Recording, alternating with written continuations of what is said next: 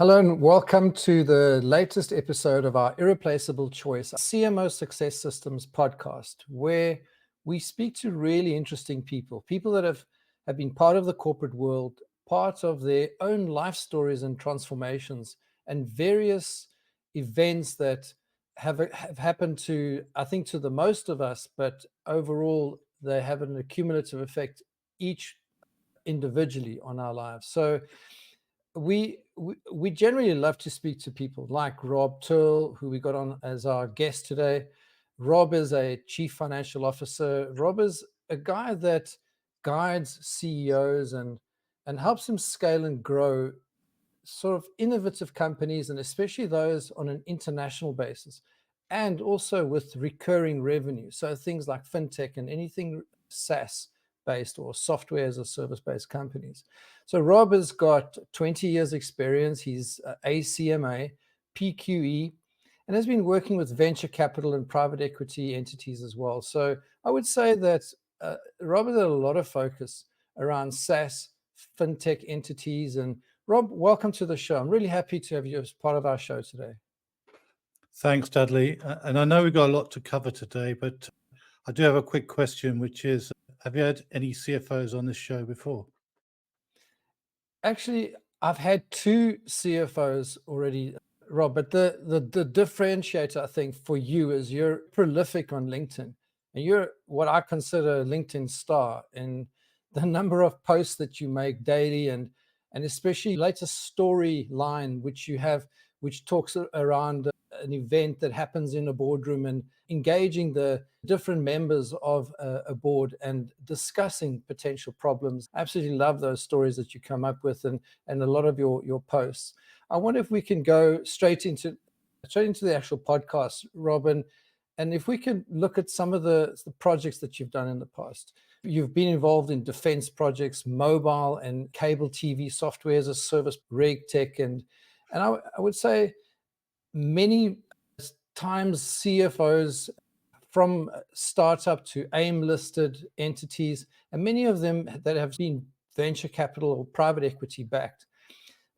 Let's start at the beginning, Rob. So let's go through your journey.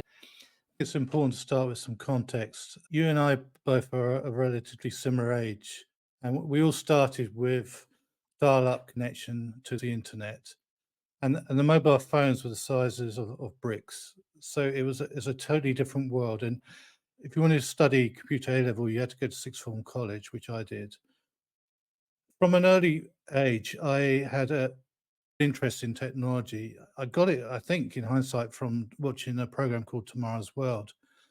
And from a business point of view, I watched a program called Troubleshoot. So Harvey Jones went around the business, which was management by walkabout. And one of the programs I distinctly remember was around Morgan Cars. Morgan Cars was near where I used to live in Worcestershire at the time. And both of those programs really gave me a flavor of what I wanted to do in the future, which was to help businesses in technology space. So, Rob, if you could tell us a little bit more about your initial grounding at GEC Marconi. Things like finding your purpose and setting the scene for what's to come on your journey, your CFO trajectory. My dad came from a military background. He was an MOD guy. He got to the highest level as a microwave director. But I never really was attracted to science at school, but I loved technology. I got an opportunity to join GEC Marconi. What was fascinating for me as a graduate was I was managing people from the get-go, and I was involved in some very large bids for defense contracts. And at GEC Marconi, all on one site, we had the software combat system that was going into the naval ships. We had the chaff rounds that were shooting out to deflect the heat-seeking missiles. And I was a project accountant going around and looking at different elements of the business, from a metal shop to an electronics shop to the software business. So it gave me a fascinating grounding at the time. And I was also involved in the due diligence of Ferranti, which we bought for £1. There's a lot of consolidation going on. And I progressed rapidly through 5 positions in 7 years. And I was senior qualified. I got married and had a mortgage. And at that time, I got a real sense of purpose. And I was only 5 years old. I'm not sure people these days could actually get to that stage that quickly, but that's another topic.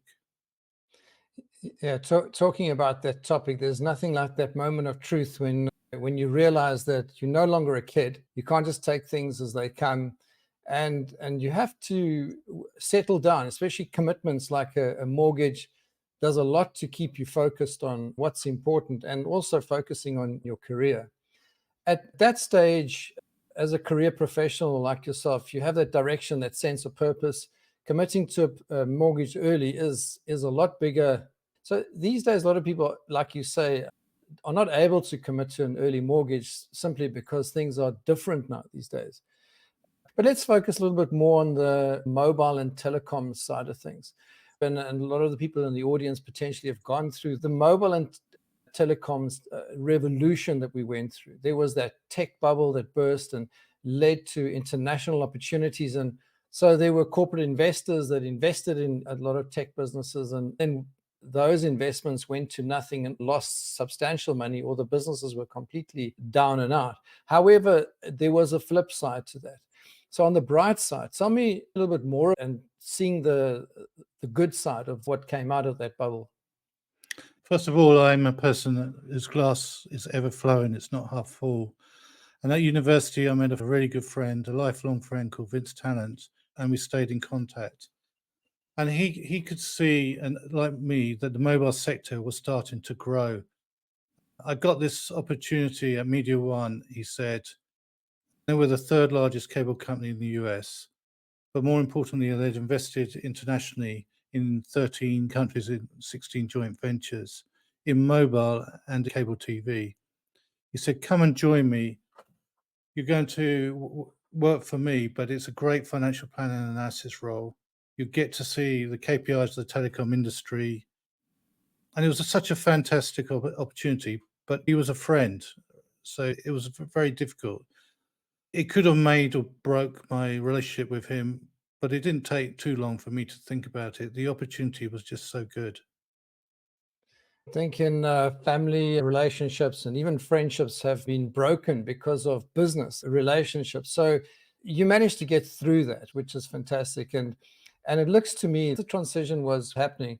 If we look at taking a business to becoming investor ready, which is exactly the opposite end of the scale, you got to build out systems and procedures, and you have to bring in a very skilled, experienced people like yourself, the CFOs that understand the functioning of a business, all the way from the financials through to governance and other operational procedures that have to be implemented. So one of the key things in the growth of a business is doing things like investor pitches or getting the business investor ready. So let's cover your view of the world, Rob. So because you've been working with large entities and you've seen a lot of these growth cycles, let's sort of delve into that a bit. Media One was a large company. Let's be clear. The growth curve was a true hockey stick curve, and that was really driven by the mobile sector. I was there at the time when there's some true game changers when One-to-One launched the prepaid product, which had not been done before, and they did it to solve a problem where their network wasn't being used during the day, so they charged a fixed price. And that really kick-started the mobile growth that you'd seen worldwide, and it was really exciting times. And at that point, you started to see other companies getting interested in us, not just because of the cable, but really because of the mobile growth. And we got bought by AT&T, one of the largest aggressive bids at the time, for $44 billion. So I joined one of the portfolio companies, Telewest, and they were rolling out the optical high capacity fiber, and they were bringing in digital channels. So we're going from 10 channels to 70 channels very quickly. And I was involved in the pricing and the packaging. And I was outside of the typical finance role. I was in very much a commercial role, even involved in bidding for the pay-per-view rights for the football. But what was interesting here was that Sky was not just a supplier of content for us, but they were also a competitor. So you were dealing with a difficult relationship with Sky, which I found fascinating. And that then led me into joining a well-funded startup, my first startup, which was OmniSky. OmniSky was floated in the US initially, and they wanted to be part of the action internationally. So News Corp invested, as well as OmniSky, in the joint venture. And I was brought in by a CFO to help IPO this business internationally on the UK Stock Exchange. I had some great people, ex-Palm, ex-Ericsson people. And everywhere you started to see handsprings, Palm Pilots going on people's desks. It was at that stage when there was 2.5G mobile network.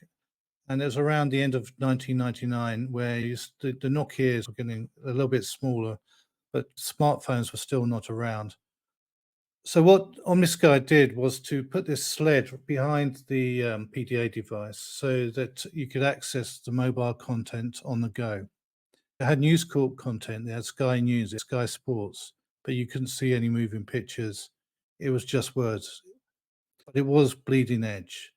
It was too early. And we had decided not to go for the email space, which is where BlackBerry went. And we also wanted to be agnostic to device, whereas BlackBerry obviously had their own devices.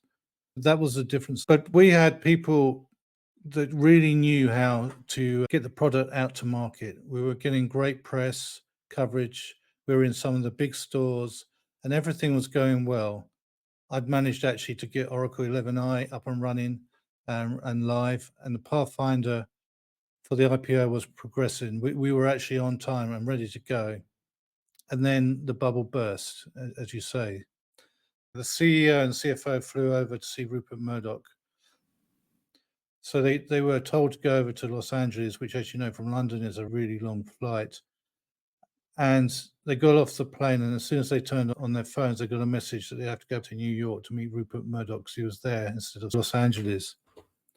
So when they got to New York, they were pretty much straight away told that they were looking to sell all their internet investments worldwide, and that included OmniSky. So we were coming, if you can remember, around that time into, unfortunately, the tragedy of 9/11, where lots of different things were happening all at once, which led to the tech bubble bursting. I was a dad with fairly young children. It was never a great time for this to happen. But I was phoned up by somebody I not worked directly for, but he was within that same company. So he said to me, "Why don't you come and join this business in Luxembourg? It's been taken over by Advent and Providence, two large PE houses. It was later taken over by Warburg Pincus, another PE house." He said that we'd changed the management team. I need you to come in and build some processes, but most importantly, get some really strong business plans in place, and let's see where we can take this.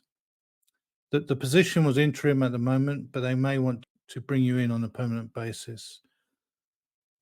So I flew into Luxembourg, where the new CEO was staying in the same hotel that I was, as well as the CFO that I knew, the CTO. They were all new to the business. Many of them had come from the competitor. So it was MAC, a roaming business. It was clearing and settling between mobile operators around the world.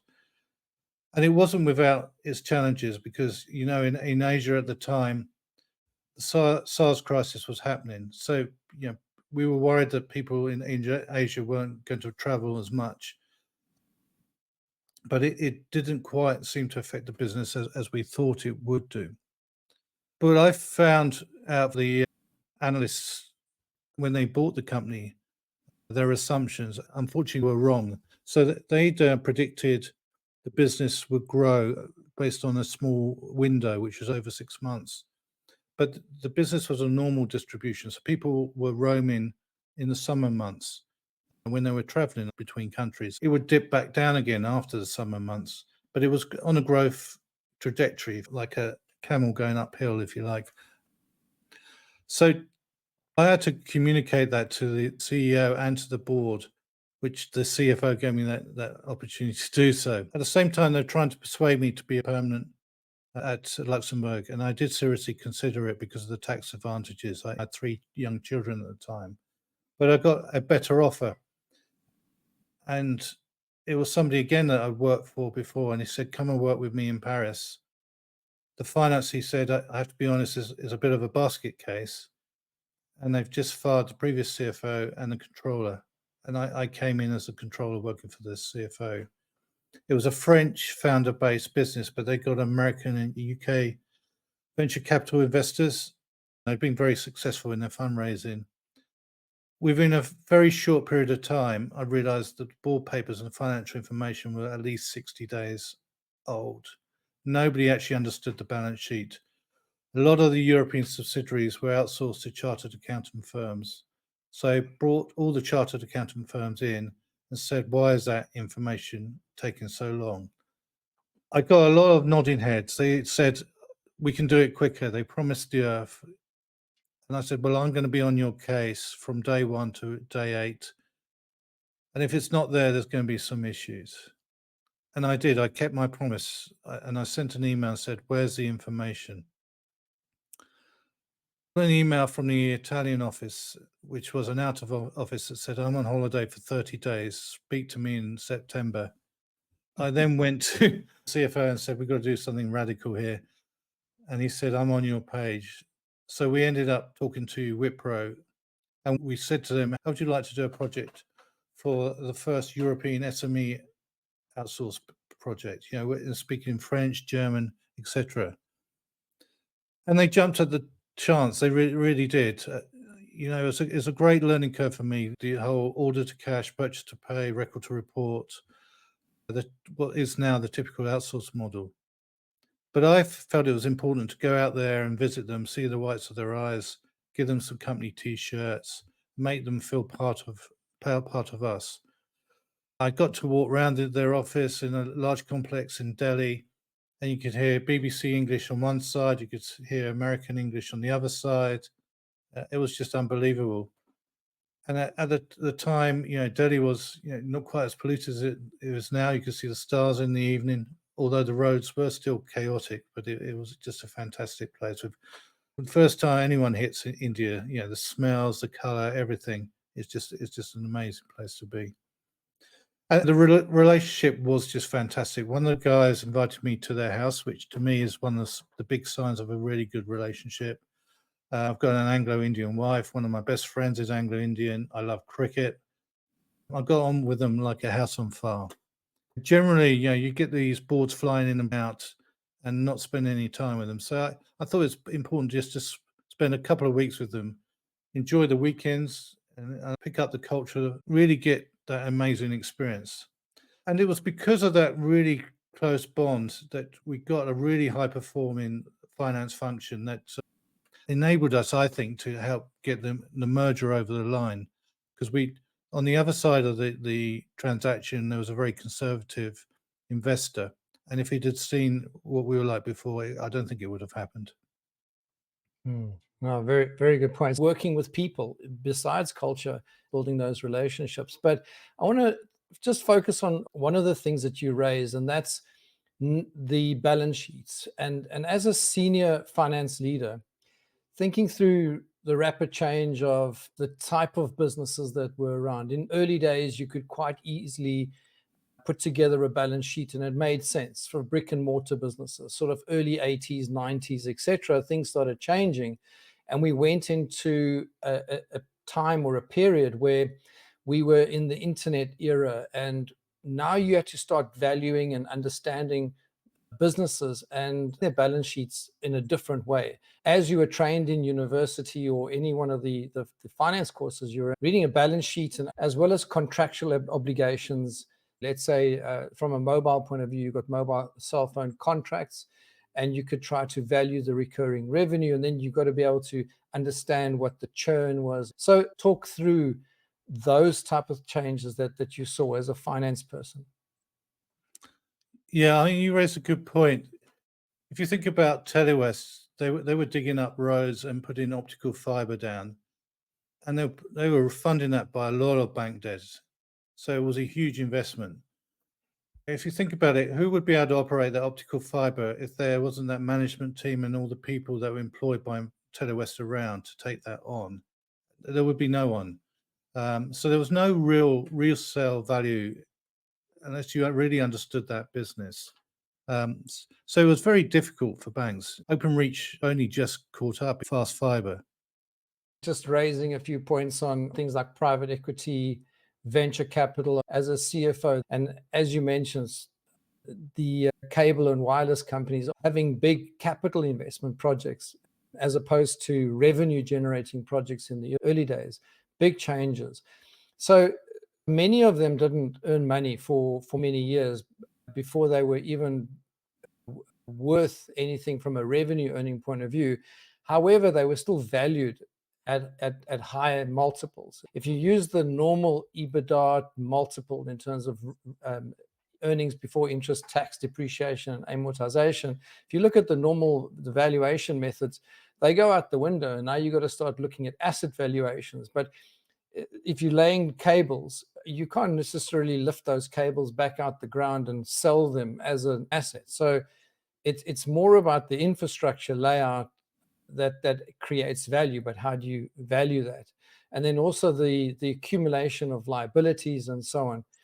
So how do you know whether this is a good investment? So when we look at tech businesses, fintech, AI, and a whole lot of other types of technologies coming, as a private equity firm, how do you describe a valuable asset?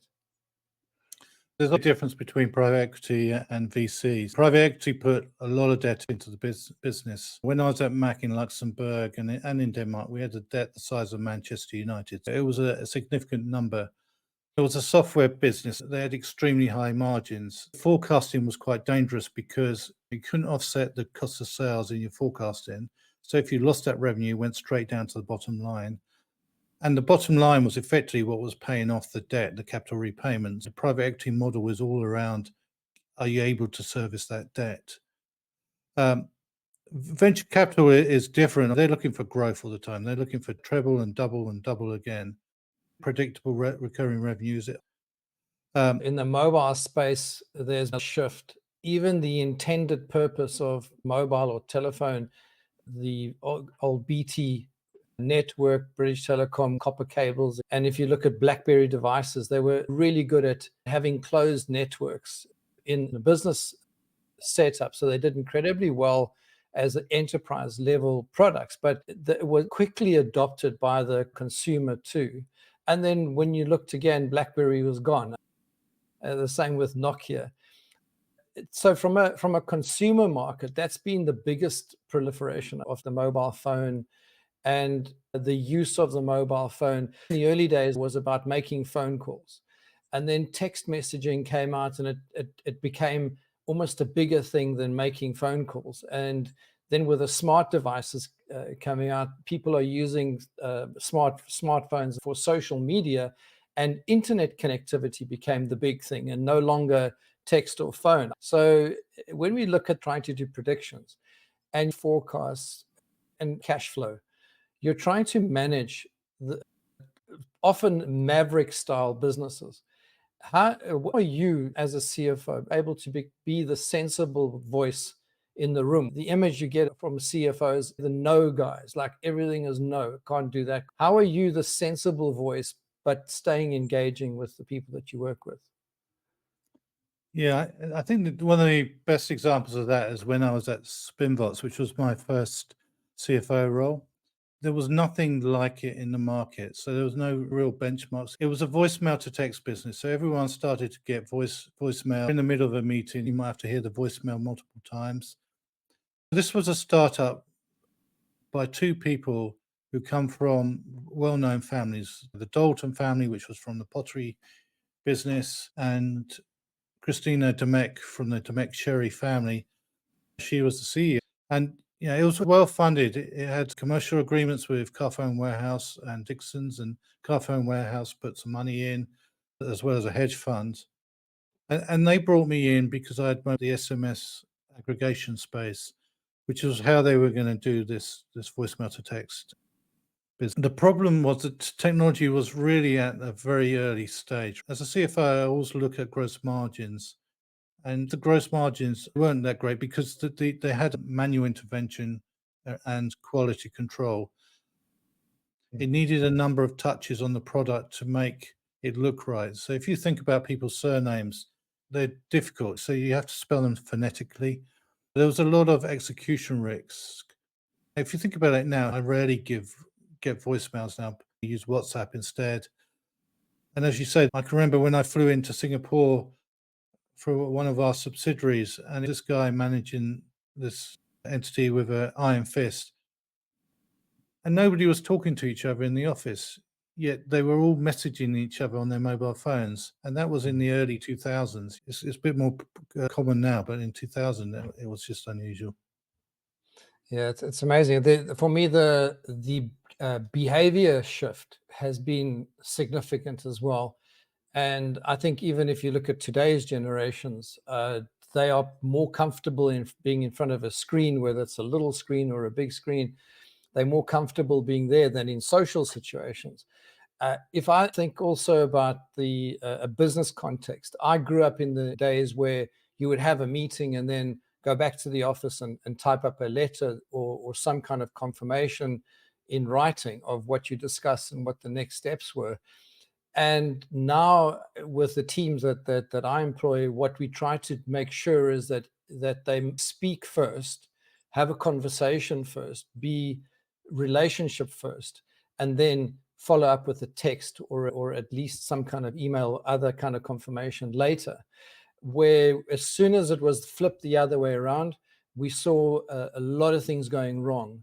So the behavior, unfortunately, has been text does not have that relationship element to it. And I think that's probably where things sometimes go wrong. So, Rob, tell us a little bit about that. Expand on that for us a little, and maybe just look at working in places like Denmark and any of your offshore functions that you had. I don't know if you've ever seen a film called Lost in Translation, but when you've been working away from home, like I had for 4 years, I've been working in Denmark. I built an offshore function in India, and I brought the Indian team over to Denmark. And I remember having a meeting with some of the Indian team in Denmark, and we came into the office, and the whole building was completely empty by 5 o'clock. We'd just finished our meeting, and at that stage, it was unheard of from a London culture. The Danish, to be fair to them, they worked really hard in the evening, but they worked from home, a bit like we're doing now. But at the time, as I set up this outsourced function, I was also involved in an M&A integration. It was a big integration. We had to refinance the debt. We were rolling out Exapta to all the other subsidiaries. And as I mentioned before, we had the Man United size of debt in the business. With refinancing, there was a lot of technical accounting to be involved in as well. I was dealing with a lot of projects all at the same time. It was a challenge. I was flying backwards and forwards to Bangalore, I was flying to Luxembourg, where the PE house was going in for their board meetings, but dealing with a lot of different challenges all at the same time and trying to figure out which file to put out first. I was doing a lot of traveling away from the family for 4 years, Monday to Friday, and only seeing them on the weekends and special occasions. So I found a job locally as a CFO. I was the CEO's co-pilot. He was 10 years younger than me. Ben created this great little business, but it was a reseller business. It was vulnerable to the software vendors. And I saw strategically that it gets more value out of this business. It couldn't just be this professional services business that was generating at maximum 1 times revenue. Owner-managed business, beholden to the software vendor. So we sat down and I had a heart-to-heart with him. The reason he took me on was because I was honest and straightforward. And we had a serendipity moment. We interviewed somebody who had this solution that just couldn't scale. And they'd had some success in the financial services sector. And at the time, RegTech and FinTech were starting. And so we said to the CTO, do you think we could create a platform with our enterprise content management expertise where we could replicate what this person was doing and actually roll it out to multiple banks? And immediately the project got so much bigger. We were looking for artificial intelligence solutions around 2014, and there weren't many around, particularly in the UK. And I was flying out to Ukraine with the CTO and the CEO. We went to a restaurant where machine guns were outside. It was a totally different environment. And we successfully raised some debt because we had money coming in from the other side of the business, the reseller business. And we kept this new business, this platform, ring fenced. So I was bringing in interpreters, and I found eventually an AI expert in the UK, was a professor, but he'd already started his own business commercially. We created this AI solution that scraped the web and brought financial information and updated the financial information around the 70 countries that we're rolling this out to. And so what was happening here was that the valuation of the business was starting to really ramp up. We took the valuation of the business from 2 million to 30 million when I was here, and it was starting to get investors really interested. So I was talking to the CEO and helping articulate what liquidated preferences were, what waterfalls were. And the outshot of this was that we got 2 heads of terms, and we were in a process with a third. But the CEO, Ben, didn't want to go forward at this stage. The timing wasn't right. And it's a different world, as you know. The power law of the VC, you've just got to be ready for that. But since then, he's actually got PE investment, so he's doing really well. Yeah, I think one sometimes forgets there's a personal readiness, and even the leadership team and people who are the key decision makers are also going through iterations of growth and personal development. They're also learning new skills. They're also becoming either better leaders, or they are stuck often in an inertia or a set mindset.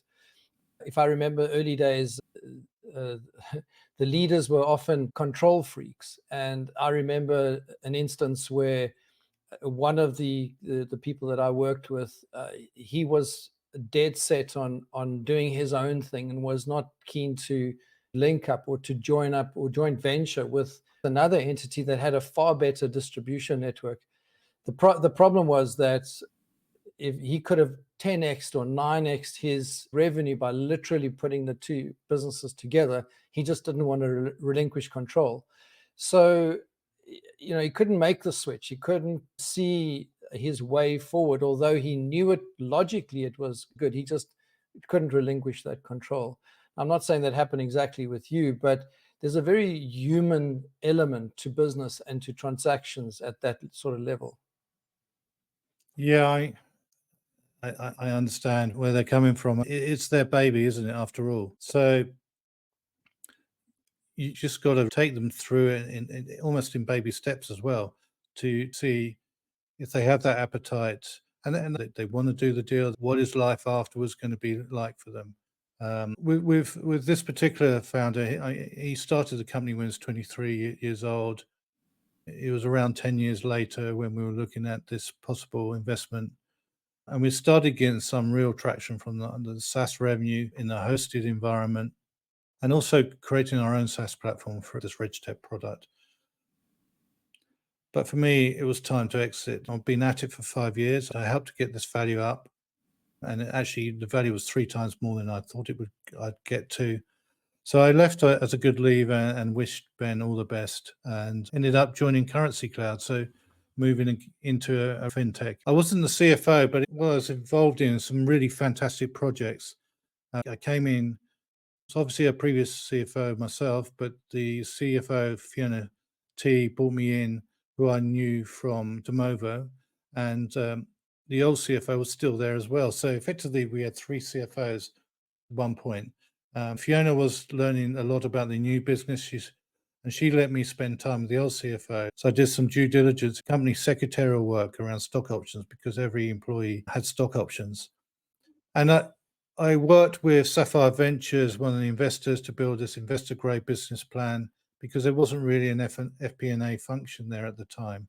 And the CFO, she left me to it. I then became naturally involved in some of the corporate finance activities, Series D, and then later on Series E, and working with the merchant bank to develop the data room and the revenue story and the investor grade business plan, using products like Tableau and working with the sales and marketing team.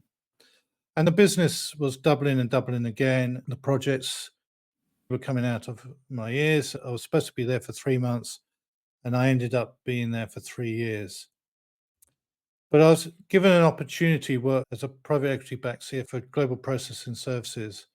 There wasn't any handover as such. I was a board director, the business around 25 to 30 million size business, but it was probably more geared to being a VC-backed business, but it was a PE-backed business by Dunedin. The debt, I would say, was on the wrong side of the debt horizon. So it was on the cash cow side of the business when it should really have been on the growth side, Silicon Valley Bank. So there were some challenges there. And as you know, PE like you to professionalize the business. And I started looking at the finance function. I needed to bring in a new controller. The team were part qualified. So I brought in a controller that had NetSuite experience and got approval for a NetSuite rollout. I also brought in a NetSuite consultant and a purchase to pay guy, and we got NetSuite live within 63 days. So that was pretty rapid rollout. And at the same time, I was raising money with the Merchant Bank Financial Technology Partners again, and creating that revenue story and the valuation metrics benchmarked against similar businesses in the industry. There was a lot going on, as well as changing the finance function and dealing with the board, which was pretty challenging to say the least. So they all had different demands and needs. That's so true. So, Rob, let's get through to the pandemic side of things. Now, the COVID pandemic, as we all know, had a massive impact across the board. Some lucky few entities did incredibly well out of the pandemic, but a lot of entities didn't. So how did that impact you? In many ways, I was very fortunate in finding 2 CFO roles post-COVID. A startup called Hasty, which provide earned wage access, and Aleco, an AIM-listed build tech company. So I was from startup to AIM-listed in under 2 years, albeit with 2 different companies. So I joined Hasty because fintech had a problem. It struggled to convince people to put their salary in fintech banks. It was always with traditional banks. Hasty effectively had a 3-way relationship. It connected the employee via the Hasty app and the employer via a link to the payroll system. What's earned wage access? Because that is a potentially a foreign term to the audience. Yeah, so it's pretty much what it says on the tin. If you think about a generation or so ago, people used to get a weekly wage packet or cash in hand. Then employees were banked and they started to get paid on a monthly basis. In America, they still get paid every 2 weeks. So effectively, the companies were getting a credit. So they were getting 30 days credit for that first day of the month. Now you could access your salary for every day earned of that month, up to a percentage, typically around 30%. So what was surprising was people were taking it up from salary levels at 30K, but also 70, 80K, because they had nasty surprises, and it just took the whole stress out of the employees worrying about how they're going to pay the next bill. Yeah, I love that. So now let's touch on something really interesting. Is you made a shift to become CFO of a public company, an AIM-listed build tech. Tell us a little bit about that shift and that journey into build tech. I thought build tech would be the next fintech, and this was an opportunity to get an AIM listing under my belt. And I knew that I could bring some value in, because talking to the chair and also to the CEO, they had some appetite to move from this perpetual model to SaaS, something that I'd some experience in. The first week that I joined, I actually had to communicate the year-end results for the previous year, investor meets and presenting online. I had to get up the curve really, really quickly, present and communicate to institutional and retail investors with no handover at all. Yeah, so that must have been pretty rough, Rob? Within 6 months, it was half-year results. So I had to present the outlook of the business and also explain about transitioning to SaaS. The institutional investors loved it, but the retail investors were not so keen, as it slowed down the revenue growth initially because of how you recognize that revenue. I had to convince the board first. I worked with the chief product officer really closely to create a business model with pricing impacts, the advantages and disadvantages for both the customers and the investors, and what it would look like over that 3-year transition. So, Rob, you've been in so many varying roles internationally, locally, whether it's a startup, well-funded startups from a venture capital point of view, private equity, and going through an AIM transition. What now for Rob Tearle? I still want to be involved as a CFO. I love helping build businesses, particularly international technology SME businesses. I just want to carry on doing that. I love it. Okay, great. So continuing with helping businesses scale, great companies, SME space, tech space is really your sweet spot, and you clearly have a passion for that, Rob. We're coming to the end of the podcast now, and maybe just for the benefit of the audience and maybe younger people that are watching this, or let's call it people that need a bit of rejuvenation or a bit of additional mojo being injected. Let's look at some golden nuggets. So what do you think we can share from your point of view for the audience to take away from today's podcast? There is a few things to think about here, not just for the younger people. You've got to think from a CEO's perspective as well. If you're going to help them build and scale their business and drive that growth, then there's a lot of things that the CEO has to contend with. First of all, you've got to maintain board and stakeholder relationships. That is a new challenge to anyone who's come to the CFO role for the first time. I write a lot about it on LinkedIn. The CEOs are often overburdened with requests. They become that bottleneck. So you need to help them on that journey. More importantly for me, they need someone they can discuss their ideas with and be a sounding board. And like me, I get frustrated if the information isn't available to them. They don't understand why it's taking so long. We're trying to understand how we're doing against the competitors. We need to understand the unit economics of the business and understand where we're wasting our resources, where things aren't really the product market fit. The CEO's got so many things on their plate that you have to help them with. That, and at the same time, they might be raising money, and you'll definitely be involved with that. Managing cash runway so you can make it last as long as possible when the fundraising takes longer than you'd expect. So what the challenges and pain points for the CEO are? What is it that is helping bring value to the business and also value to the CEO? So if I joined the business, going back to your 90-day example, I spend time with the business, spend time understanding where the gaps are, what information I have. I look at the trended financials for the last 13 months. I understand the unique economics of the business. I talk around the organization and particularly about from a customer-centric point of view, trying to understand the customer and what the board wants and where the quick wins are. So I would then identify the requirements and agree that with the CEO and move forward. So we set a path to scale. We have all the key documents in one place in the DD area. We have the latest investor presentations, strategy documents. And then finally, I'd execute on the requirements that I've agreed with the CEO.